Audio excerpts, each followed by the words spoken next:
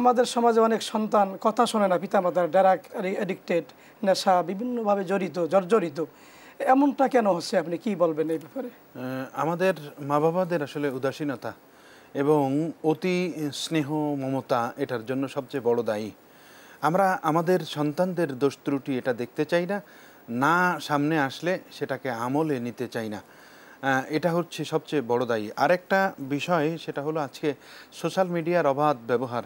নানান কারণে বিভিন্নভাবে আমরা সোশ্যাল মিডিয়ার প্রতি আমরা বয়স্করা মা বাবারা আসক্ত হয়ে গেছি।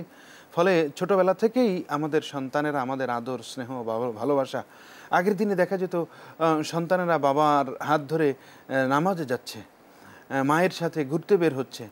আজকে কিন্তু এরকমটা খুব একটা দেখা যায় না, কারণ বাবার হাতে মোবাইল, বাবারও ঘুরতে যাওয়ার প্রবণতাটা কমে গেছে, মায়েরও বাহিরে হাঁটা চলার প্রবণতা কমে গেছে।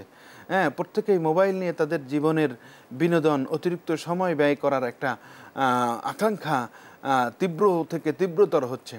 ফলে সন্তান যখন ছোটোবেলা থেকেই এটা দেখছে, একটি পর্যায়ে যখন তার হাতে মোবাইল চলে আসে তখন সেও চিন্তা করে যে এর ভেতরে কী আছে সেটা অনুসন্ধান করতে। মা বাবা আমাকে সময় দিচ্ছে না, তারা এই মোবাইলের পেছনে আছে। ছোটোবেলায় থেকেই সে কিন্তু ঘুরপাক খাতে থাকে যে এর ভিতরে কী জানি আছে যেটা আমাকে দেখতে দেয় না, তারা দেখে। এই জায়গাটাতে আমাদেরকে বেরিয়ে আসতে হবে এবং তাদের সাথে সদা সর্বদা হাস্যোজ্জ্বল, চমৎকার করে মোহতারাম বলছিলেন যে আমরা ব্যাড কমেন্ট তাদের ব্যাপারে করব না। বিভিন্নভাবে পড়াশোনা একটু দুর্বল হলে, মেধাহীন হলে, বা কণ্ঠ অসুন্দর হলে, বা চালচলন যদি একটু এলোমেলো হয়ে যায়, যেইভাবে আমরা আমাদের সন্তানকে দেখতে চাই না সেরকম শব্দ যেন আমরা, দুষ্টু হয়ে গেছে, বেয়াদব একটা, এ ধরনের শব্দ আমরা ব্যবহার করি সন্তানের জন্য, এটা ব্যবহার করা ক্ষতিকর।